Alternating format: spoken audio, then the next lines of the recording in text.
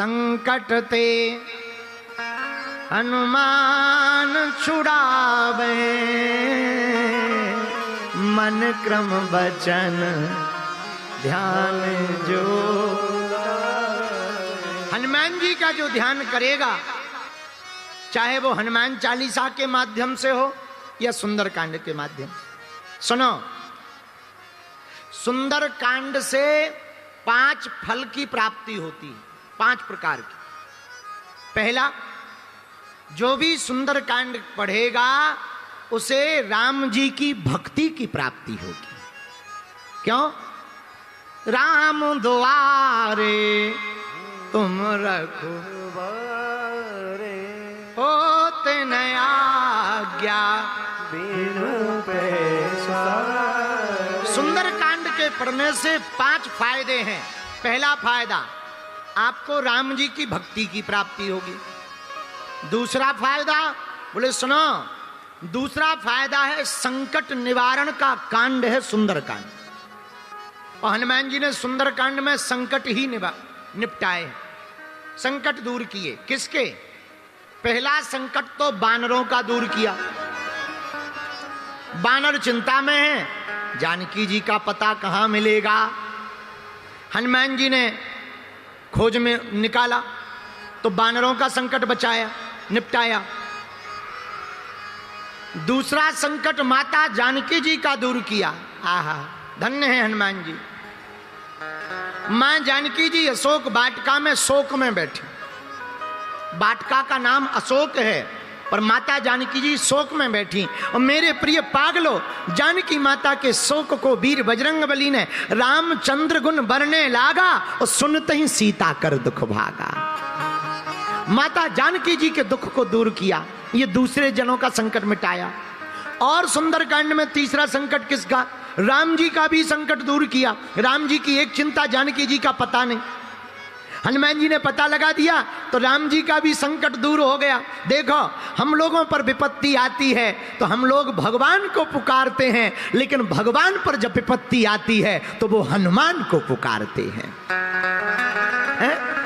हम लोगों पे विपत्ति आए तो भगवान को पुकारते, हे भगवान बचाओ बचाओ बचाओ, कृपा करो, रक्षा करो, दया करो, हमें पकड़ लो, हमारी बाहें पकड़ लो। तो हम लोगों को विपत्ति आती तो भगवान को पुकारते, लेकिन भगवान पे विपत्ति आ गई, जानकी जी चली गई, अब कौन बचाएगा? बोले भगवान पे विपत्ति आती है तो वो हनुमान को पुकारते हैं। क्यों? हनुमान जी को क्यों पुकारते? क्योंकि संकट हरने वाले को हनुमान, संकट हरने वाले को कौन कहते हैं?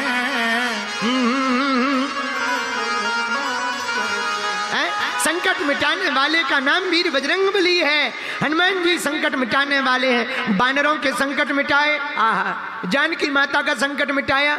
अशोक वाटिका में नीचे बैठी रो रही, आंखों में आंसू भरे, ऊपर देख रही। अवनि न आवत एक तारा, एक अग्नि का तारा आ जाए, हम जल जाएं, मर जाएं, कौन जिए? किसी ने कहा मरना क्यों चाहते? अरे जिन नेत्रों से रघुनाथ जी को ना देख पाए वो शरीर तो छोड़ देना चाहिए, जीने से क्या फायदा। और कितनी अद्भुत बात है, जिस व्यक्ति के जीवन में भक्ति ना हो उसका जीवन किसी काम का है क्या? ऐसे समझो, नदी हो पर नदी में पानी ना हो तो क्या नदी किसी काम की है? बोलो हाँ या ना? अरे बोलो। अच्छा, कोई व्यक्ति या स्त्री बहुत सुंदर हो लेकिन नाक कटी हो, किसी काम की है? बोलो हाँ या ना? अच्छा, तीसरी बात, मिठाई हो पर मीठी ना हो, मिठास ना हो तो क्या उसे मिठाई कहोगे? बोलो हाँ या ना? अच्छा, चौथी बात, रात हो लेकिन अंधेरा होना तो क्या उसे रात कहोगे? हाँ या ना? नहीं। विद्यालय हो पर विद्या ना पढ़ाई जाती हो तो क्या विद्यालय कहोगे? भोजनालय हो पर भोजन ना बनता हो तो क्या उसे भोजनालय कहोगे? मंदिर हो पर मूर्ति ना हो तो क्या प्रणाम करोगे? नहीं, उसी प्रकार इंसान हो लेकिन इंसानियत ना हो तो क्या इंसान कहोगे? नहीं, उसी प्रकार इंसानियत हो पर भगवान की भक्ति ना हो तो क्या उसे इंसान कहोगे? नहीं। जैसे पानी के बिना नदी का महत्व नहीं, शंख के बिना आरती का महत्व नहीं, पुरुष के बिना स्त्री का और स्त्री के बिना पुरुष का महत्व नहीं, पुत्र के बिना मकान का महत्व नहीं, गुरु के बिना शिष्य का महत्व नहीं, भगवान के बिना भक्त का कोई महत्व नहीं, उसी प्रकार भक्ति के बिना जीवन का कोई महत्व नहीं है? भक्ति नहीं तो जीवन किस काम का? भक्ति जीवन में नहीं आवे प्रिय श्रोताओं तो जीवन मिलना ना मिलना। अच्छा, तुम क्या इसीलिए पैदा हुए हो कि जन्म लिया, बड़े भय, बड़े और पढ़ने गए, बीए की, नौकरी की, लुगाई मिली, बच्चे भय और मर गए? क्या इसलिए तुम्हारा जन्म हुआ? ना ना ना, केवल इसलिए जन्म नहीं हुआ। बोले फिर किस लिए जन्म हुआ? संत कहते हैं मेरे पागलो, भगवान ने जन्म तो भगवान को पाने के लिए जन्म दिया है। जीते जी भगवान को जान जाओ, जीते जी भगवान को पा जाओ। अब तुम लोगों ने वृथा जीवन बहुत खो दिया भैया, बहुत समय गवा दिया। रात गवाई सोए कर, दिवस गवाया खाए, हीरा जन्म अनमोल था कौड़ी बदले जाए। व्यर्थ गवा रहे हो, सो कर गवा रहे। कुछ लोग खा कर गवा रहे हैं, अपना खा रहे, दूसरे का भी खा रहे और तीसरे का भी खा रहे, घर भर का खा रहे, समाज का खा रहे, देश का खा रहे, फिर भी पेट नहीं भर रहा है, फिर भी खा रहे। उनसे कहो जो खाना चाहिए वही खाओ, नहीं, आदमी एक ऐसा है। अच्छा तुम कभी विचार करना, एक बात बताओ, शेर कितने भी दिनों का भूखा हो, 1 महीने का, 2 महीने का, तुम उसके सामने पिज्जा रख दो, खाएगा क्या? बोलो हाँ या ना? अच्छा गाय कितने भी दिन की भूखी हो, मांस रख दो, क्या खाएगी? बोलो नहीं। शेर पिज्जा नहीं खाता, गाय गंदा भोजन नहीं खा सकती, और आदमी कुछ भी धर दो सब खा जाता है। एक आदमी ऐसा है, कुछ भी धर दो सब खा जाता है, और ज्यादा समझाओगे तुम्हारा भेजा खा जाएगा। हाँ, ज्यादा उसे ज्ञान दोगे तुम्हारा भेजा खा जाएगा। आदमी बहुत विचित्र है। इसलिए हम एक प्रार्थना तुम लोगों से करना चाहते हैं। आज हम एक बात पढ़ रहे थे, है तो थोड़ी सी कड़वी, पर बुरी लगे तो लगने दो, हमें क्या करना। आजकल सांप बेरोजगार हो गए, सांप बेरोजगार हो गए। तो हमने सांपों से पूछा, पंचकुला का ही था हम, हाँ, सांप तो पंचकुला में ही पाए जाते हैं। हमने सांपों से पूछा आजकल तुम काम धाम नहीं करते? सांप बेरोजगार हो गए क्योंकि कुत्ते काटने लगे, और कुत्ते भी आजकल काम नहीं करते हैं क्योंकि आदमी के तलवे चाटने लगे। हाँ, सांप काटते नहीं है, बेरोजगार हो गए। हमने पूछा क्यों नहीं काटते? बोले आदमी ही इतना आदमी को काट रहा है कि हमारे जहर की जरूरत ही नहीं। सांप कह रहा है कि हमारे जहर की जरूरत नहीं, आदमी ही आदमी को काट रहा है। मेरी प्रार्थना है हाथ जोड़कर, तुम अपने बच्चे को बीए पढ़ाओ, एमए पढ़ाओ, पीएचडी पढ़ाओ, डीएड करवाओ, बीएड करवाओ, शिक्षा में भेजो, कलेक्टर बनवाओ, आईपीएस बनाओ, पर एक प्रार्थना है, उनको सबसे पहले इंसान बनाओ, कट्टर हिंदू बनाओ।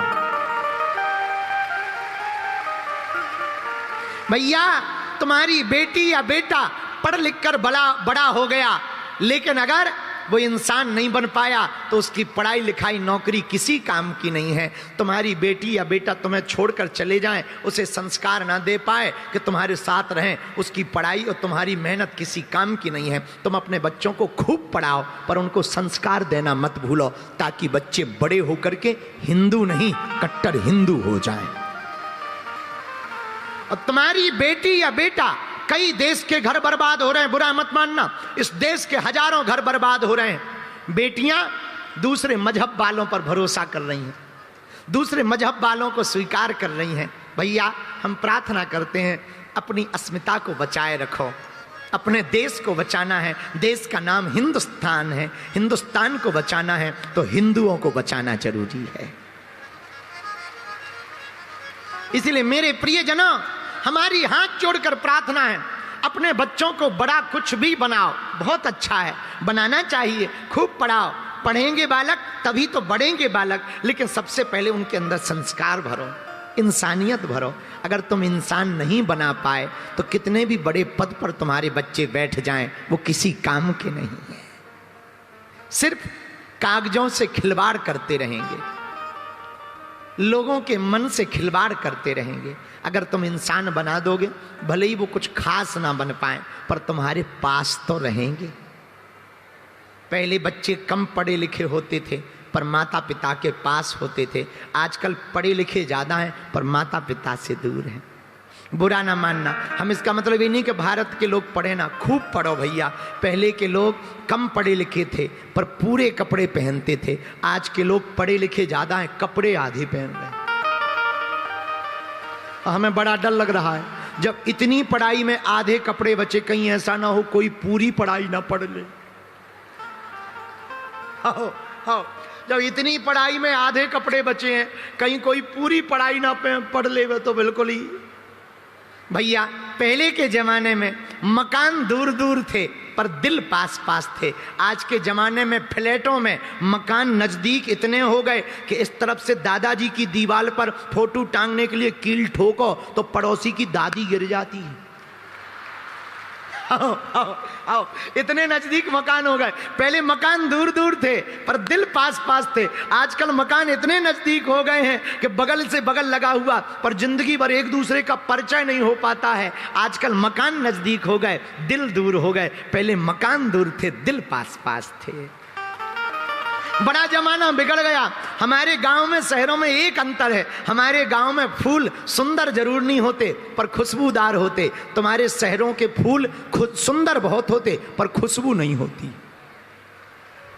हाँ, बुरा ना मानना। एक बात और हम तुम्हें बोल दें, हमारे गांव के बच्चे भले ही विदेश नहीं घूम पाते पर शाम को लौटकर घर पर जरूर आते हैं और माँ बाप के साथ खाना खाते हैं। तुम्हारे बच्चे विदेश चले जाते हैं, वहां से फिर लौट करके नहीं आते हैं, अंत्येष्टि करने तक को नहीं आ पाते हैं। बुरा ना मानना, कितने भी बड़े बन जाओ पर माँ बाप से ज्यादा बड़े मत बनना, गुरु से ज्यादा बड़े मत बनना। इसलिए प्रार्थना है अपने बच्चों को संस्कार जरूर दो। धन्य है हनुमान जी महाराज, हनुमान जी संकट मिटाने वाले हैं। हनुमान जी ने संकट मिटाया। हम लोगों पे संकट आता है तो भगवान को पुकारते हैं, पर भगवान पर संकट आया, हनुमान जी को पुकारा। उन्हीं का कांड है सुंदर कांड। कौन सा कांड है? जोर से बोलो। सुंदर कांड में दूसरी बात संकट निवारण कांड है। सुंदर कांड की तीसरी बात, नकारात्मक शक्तियों का निवारण किसी कांड से होता है तो वो सुंदर कांड से होता है। हनुमान जी महाराज सुंदर कांड में राक्षसों के घर जलाते हैं पर विभीषण का बचाते हैं। इससे सिद्ध होता है कि हनुमान जी की भक्ति करोगे, सुंदर कांड पढ़ोगे तो तुम्हारी राक्षसी शक्तियों का घर तो जल जाएगा और भगवान के भक्त का तुम्हारा घर बच जाएगा। चौथी बात, सुंदरकांड आत्मविश्वास से भरता है। हनुमान जी महाराज लंका में भी डरते नहीं, लंका में भी अडिग रहते। और पांचवी जो बात है सुंदरकांड की, वो भी बड़ी प्यारी है, सीखने योग्य।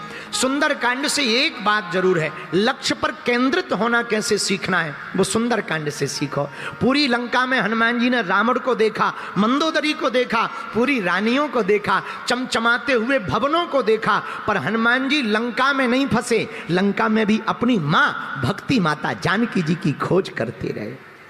ये चरित्र है हनुमान जी का। एक बात और, बुरा ना मानना, एक सज्जन हमसे पूछ रहे थे, गुरुजी राम जी बंदरों को क्यों ले गए थे अपने साथ लंका? हमने कहा ठटरी के भरे अगर वो लोगों को, इंसानों को लेके जाते तो एक भी वापस नहीं आते। बोले क्यों? हमने कहा रावण एक एक फ्लैट का ऑफर कर देता, सब पार्टी बदल लेते। आओ आओ, जहां सोने का फ्लैट देखते तुरंत मन बदल जाते। बोले हो गए राम, भाड़ में गया, अपन तो यहीं ठहर जाएंगे। हमारे यहाँ पूरी दुनिया में ऐसे लोग हैं कि दूसरे देश में बसने के लिए डंकी मार के चले जाते हैं, दूसरे देश में बस जाते हैं। तो लंका में तो सोने के मकान देख के वो पहले ही बस जाते, वो पार्टी बदल लेते। इसलिए राम जी होशियार थे, उन्हें पता था इंसान बदल सकते हैं, बानर नहीं बदल सकते, इसलिए वो इंसानों को नहीं ले गए, बानरों को ले गए। धन्य है, पर लंका भी धन्य है, सोने की है। किसकी है लंका? बोलो बोलो बोलो। अच्छा, सोने की लंका से हमें याद आया, सोने की लंका में सब सोने ही वाले रहते। अब देखो तुम, कुंभकर्ण सोता ही रहता है। अब सोने की लंका है तो सोता रहता है, 6 माह तक सोता रहता। सोने की लंका है। लोग कहते हैं कि हनुमान जी ने लंका जलाई, हमें लगता है कि हनुमान जी ने लंका नहीं जलाई, राम जी ने और रावण ने दोनों ने मिलके जलवाई। आप कहोगे बड़ी विचित्र बात, ये कथा हम ऐसी तो बोलते नहीं, पढ़ के ही बोलते, हमारी आदत है। आहा, एक बार राम और रावण दोनों का संवाद हुआ। रावण बोला हमें जानते हो, हम रावण हैं। राम जी बोले हो गए। रावण बोला तुम्हें पता है हम कहाँ रहते हैं? राम जी बोले कहाँ? लंका में रहते हैं। सोने की है, सोने की। हमारी यहाँ दीवारें भी सोने की हैं, छत भी सोने की है। हनुमान जी को देखकर राम जी बोले रावण, तुम्हारे पास तो ऐसा भवन है, ऐसा सोना है जो चलता फिरता नहीं है। हमारे पास तो ऐसा सोना है जो चलता भी है, फिरता भी है, खाता भी है, सोता भी है और मारता भी। रावण बोला कौन? राम जी ने हनुमान जी की तरफ इशारा किया और हनुमान जी सोने के हैं, हम नहीं कह रहे। पढ़ो, कंचन बरन विराज सुवेशा, कानन कुंडल कुंचित केसा, स्वर्ण शैलाविदेहम अतुलित बलधामम, स्वर्ण शैलाविदेहम धनजुवन कृशानु ज्ञानी नामाग्रगण्यम सकल गुण निधानम, वानराणामधीशम रघुपति प्रिय भक्तम वात जातम नमामि। हनुमान जी महाराज स्वर्ण समान है, सोने के जैसे। रावण बोला हमारी नगरी सोने की है। हनुमान जी बोले, राम जी बोले हमारे पास तो बंदर भी सोने का है। रावण बोला हमारा असली सोना है। राम जी बोले नहीं नहीं, सोना तो हमारा असली है। तो दोनों आपस में बात कर रहे थे, तब तक जामवंत जी बोले रोको रोको, ऐसे मत करो, एक काम करो, सोने की जांच करवा लो, चेक करवा लो, टेस्ट, कौन असली है कौन नकली है। अच्छा तो टेस्ट कैसे होगा? बोले अग्नि में। सोने का असली का नकली का पता तो अग्नि में लगता है। तो भैया हनुमान जी महाराज को राम जी ने रावण से कहा कि हम भेज रहे, तुम चेक कर लेना, तुम्हारा बचता के हमारा। लोग कहते हैं कि रावण ने पूंछ में आग लगाई, हमें लगता है सोना चेक करने के लिए आग लगाई, और जैसे ही आग लगाई तो रावण का सोना तो जल गया, राम जी का सोना बच गया, क्योंकि रावण का नकली सोना था, राम जी का तो खरा असली सोना था हनुमान जी के रूप में। इसलिए लोग कहते हैं कि लंका में आग लगी, सोने में आग तो लगती ही नहीं है, नकली सोने में जरूर लग जाती है, और हनुमान जी में नहीं लगी, बल्कि पूंछ में लगी, पर हनुमान जी नहीं जले। माता जानकी जी ने पूछा हनुमान इतनी लंका जल गई तुम नहीं जले? हनुमान जी बोले हम तो दूर की बात है, हमारी पूंछ नहीं जली। तो मुस्कुराती हुई माता जानकी जी कहती हैं हनुमान तुम्हारी पूंछ क्यों नहीं जली? तब वो कहते आगे ही राघव मेरे हैं, पीछे है पूंछ, रहस्य है भारी, बंदर को भला पूछता कौन है, प्रभु श्री राम से ही तो है पूंछ हमारी। है? हमारे अंदर राम जी बैठे हैं। फिर भी माता जानकी जी ने कहा बेटा सब जल गए तुम नहीं जले, अग्नि तो अपना पराया नहीं देखती है। हनुमान जी हाथ जोड़ के बोले माँ आग में अगर जलाने की शक्ति थी तो बचाने की भी शक्ति थी, कौन? हनुमान जी बोले माँ उसमें आप भी तो बैठी थी, और आप अगर उसमें विराजमान थी तो आग अगर हमें जलाती तो माता जानकी जी बचा भी तो लेती।